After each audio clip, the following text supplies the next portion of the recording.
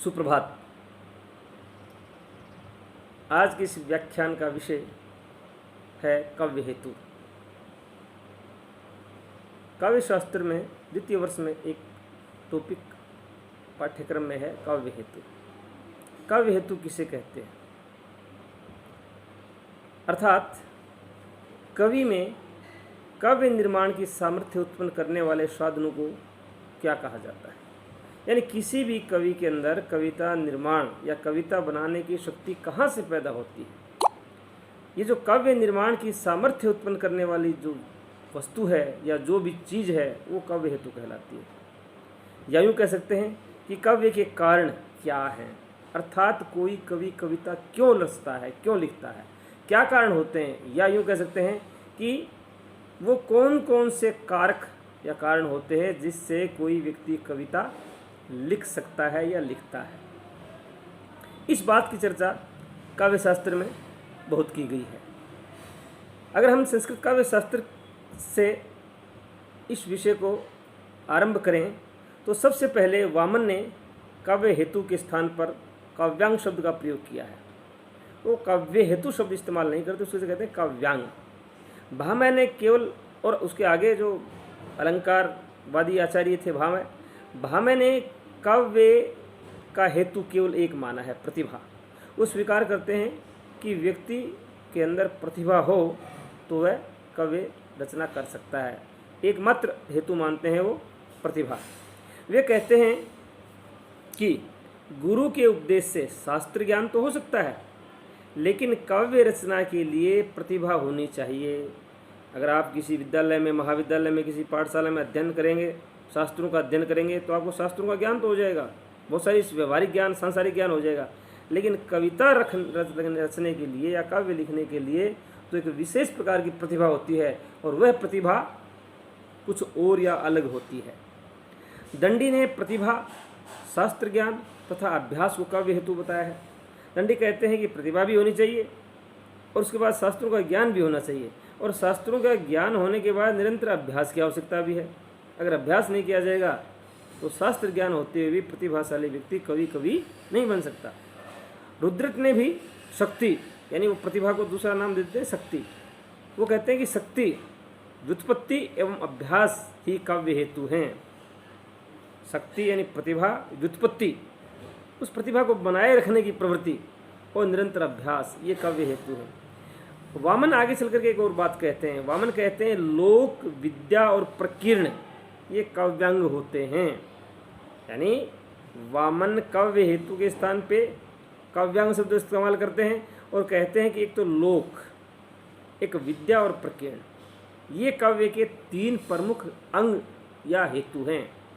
लोक से लोक व्यवहार, तो लोक से उनका अभिप्राय है कि लोक व्यवहार अर्थात व्यक्ति को अपने संसार के आसपास, जो उसके आसपास है, उसका ज्ञान होना चाहिए। विद्या के अंदर वो कहते हैं शब्दशास्त्र, कोश, छंदशास्त्र, कला, कामशास्त्र, ये सारी की सारी चीज़ें तथा दंड और नीति, ये सारी की सारी चीज़ें व्यक्ति के पास होनी चाहिए। प्रकीर्ण के अंतर्गत उन्होंने लक्ष्यत्व, काव्य परिचय और अभियोग, प्रकीर्ण जो तीसरा काव्यांग मानते हैं उसमें वो कहते हैं कि प्रकीर्ण से तात्पर्य है लक्ष्यत्व यानी काव्य का परिचय। किसी भी व्यक्ति को कवि होने के लिए उससे पूर्व की जो काव्य परंपरा है उस काव्य परंपरा का परिचय होना जरूरी है। और एक काव्य रचना का उद्योग अर्थात काव्य रचना के लिए परिश्रम या अभ्यास भी जरूरी है। बात वहीं आ जाती है कि वही बात तीन हुई, प्रतिभा, व्युत्पत्ति और अभ्यास। मम्मट ने शक्ति, प्रतिभा, व्युत्पत्ति और अभ्यास के समन्वय को काव्य हेतु माना है। मम्मट समन्वयवादी आचार्य थे। वो कहते हैं कि प्रतिभा भी होनी चाहिए, उस प्रतिभा को बनाए रखने की क्षमता भी होनी चाहिए और निरंतर अभ्यास भी जरूरी है। वाग्भट ने प्रतिभा, व्युत्पत्ति, अभ्यास को काव्य हेतु कहा है। तो हेमचंद्र के अनुसार प्रतिभा काव्य का हेतु है। यानी काव्य का, हेमचंद्र कहते हैं काव्य का मूल कारण तो प्रतिभा ही है और वो जन्मजात होती है।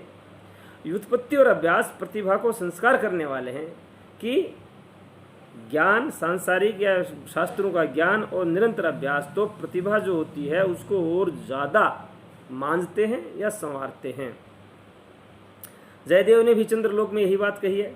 कविराज जगन्नाथ का मत अन्य लोगों से भिन्न है। जगन्नाथ तो संस्कृत काव्य परंपरा के अंतिम आचार्य माने जाते हैं, वो कहते हैं कि काव्य का कारण केवल कवि में रहने वाली प्रतिभा होती है। मूल चीज जो होती है वो जगन्नाथ कहते हैं कि प्रतिभा ही होती है।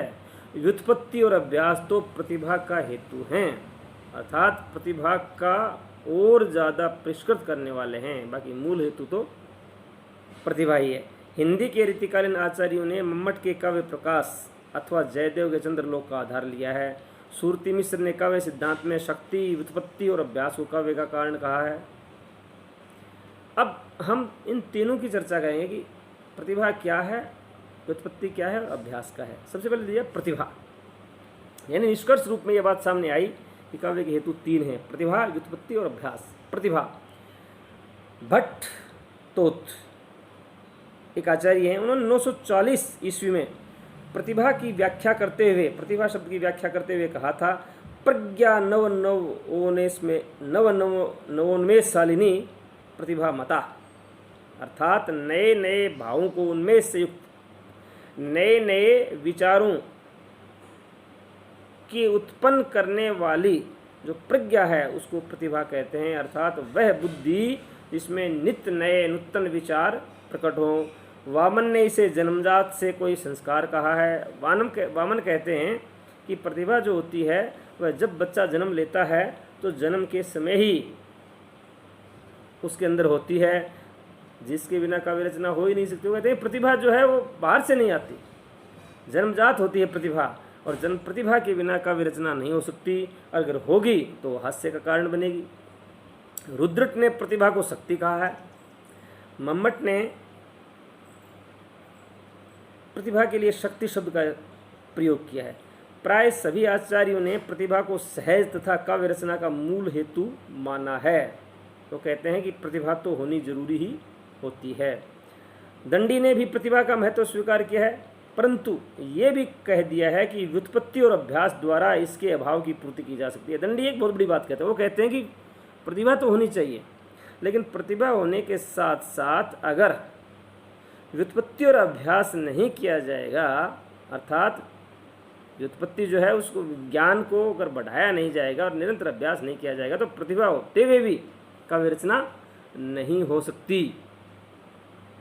रुद्रट ने प्रतिभा के दो भेद किए हैं, सहज अर्थात स्वाभाविक, कि एक तो होती है सहज प्रतिभा, स्वाभाविक जो जन्मजात मिलती है, ईश्वर प्रदत्त होती है या सरस्वती के द्वारा दी जाती है, वो तो होती है सहज और स्वाभाविक प्रतिभा। और दूसरी होती है उत्पद्य, यानी अगर किसी में प्रतिभा ना भी हो तो प्रतिभा उत्पन्न की जा सकती है, किन्हीं साधनों से उत्पन्न की जा सकती है। और वो साधन बताते हैं, रुद्रट कहते हैं कि वो साधन क्या होते हैं, एक तो शास्त्रों का ज्ञान और एक अभ्यास। शास्त्रों के ज्ञान से और अभ्यास से अगर प्रतिभा ना भी हो तो पैदा की जा सकती है। इसलिए वो प्रतिभा के दो भेद करते हैं, सहज या स्वाभाविक या उत्पद्य। राजशेखर ने भी प्रतिभा दो प्रकार की बताई है। राजशेखर थोड़ा सा और विस्तृत बात करते हुए कहते हैं प्रतिभा दो प्रकार की होती है, एक तो कार्यत्री और एक होती है भावयत्री। कवि का उपकार करने वाली प्रतिभा कार्यत्री कहलाती है, जिससे कवि का भला हो वह कहलाती है कार्यत्री। फिर कार्यत्री के भी वो तीन भेद कहते हैं कि वो भी तीन प्रकार की होती है। कार्यत्री भी कवि का ही होता है उससे भला, जैसे उसमें एक तो होती है सहजा। सहजा का मतलब है जन्मांतर के संस्कारों की अपेक्षा रखने वाली सहजा होती है, अर्थात जन्म के साथ ही जो प्रतिभा मिलती है वो होती है सहज प्रतिभा, वो मिल गई आराम से, उसके लिए कोई प्रयास ही नहीं करने पड़े। दूसरी वर्तमान जन्म के संस्कारों से उत्पन्न आहार्य, कि वर्तमान जन्म में आदमी जो कार्य करता है, अध्ययन अध्यापन, पढ़ना लिखना, शास्त्रों का ज्ञान, इससे जो पैदा होती है वह कहलाती है आहार्य। और तीसरी प्रतिभा जो होती है वो मंत्र तंत्र आदि साधनों से पैदा की जा सकती है, वो कहलाती है उपदेशिक। मंत्र तंत्रों के साधन में बहुत सारे साधक या तंत्र मंत्र के ज्ञाता लोग जो होते हैं वो भी प्रतिभा पैदा कर लेते हैं, लेकिन वो कहलाती है उपदेशिक, उससे उपदेश तो दिया जा सकता है।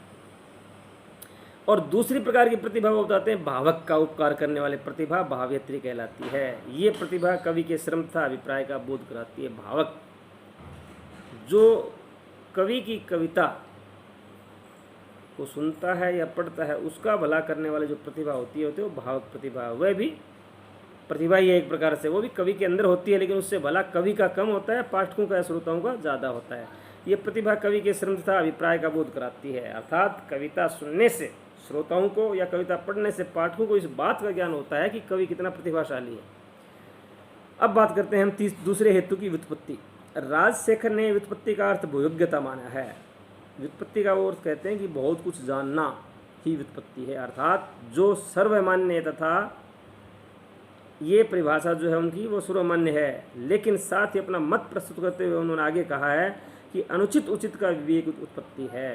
कि बहुत कुछ जानना या ज्ञान होना तो उत्पत्ति है ही है, लेकिन ज्ञान में भी राजशेखर कहते हैं कि उचित कौन सा है और अनुचित कौन सा है, इस भेद का भी पता होना चाहिए व्यक्ति को।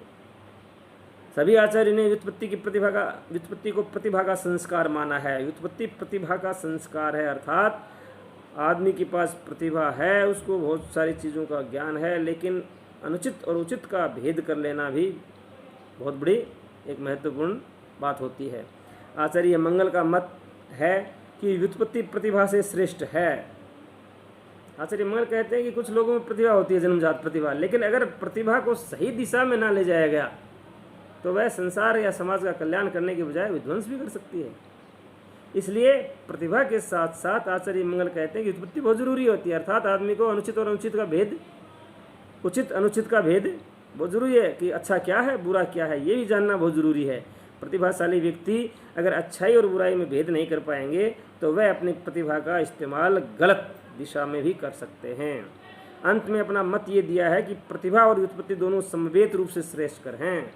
आचार्य मंगल कहते हैं कि प्रतिभा और व्युत्पत्ति मिलकर के ही श्रेष्ठ हैं, और दोनों मिलेंगे ना तभी श्रेष्ठ कविता की रचना होगी, तभी कोई कवि श्रेष्ठ कहलाएगा। तीसरा हेतु है अभ्यास। निरंतर प्रयास करते रहने को अभ्यास कहते हैं।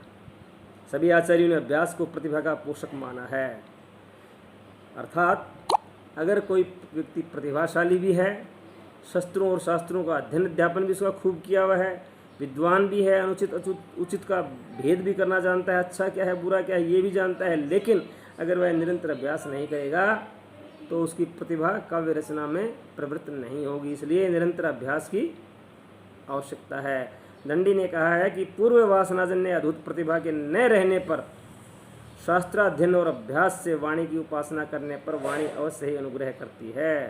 दंडी बहुत बड़ी बात कहते हैं, वो कहते हैं कि जन्मजात प्रतिभा ना हो तो भी अगर व्यक्ति शास्त्रों का अध्ययन करे और अभ्यास करे, लगातार अभ्यास करे, प्रयास करे, तो सरस्वती या वाणी की देवी शारदा अवश्य ही व्यक्ति के ऊपर उपासना करने पर अनुग्रह करती है और व्यक्ति कवि हो सकता है। वो अभ्यास को भी महत्वपूर्ण मानते हैं। इस प्रकार काव्य हेतु 3 हुए, प्रतिभा, व्युत्पत्ति और अभ्यास। कुछ लोग एक और भी हेतु मानते हैं, हालांकि ये मान्य नहीं है, लेकिन फिर भी समाधि।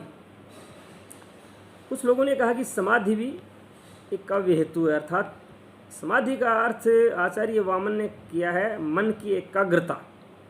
कि काव्य रचना के लिए या कवि होने के लिए व्यक्ति के मन की चंचलता समाप्त होनी चाहिए। कवि के मन के अंदर की एकाग्रता होनी चाहिए, किसी एक विषय पर वह रुके और ठहरे और उस पर चिंतन करे तो भी काव्य रचना हो सकती है, लेकिन ये जो है मान्य नहीं है। धन्यवाद।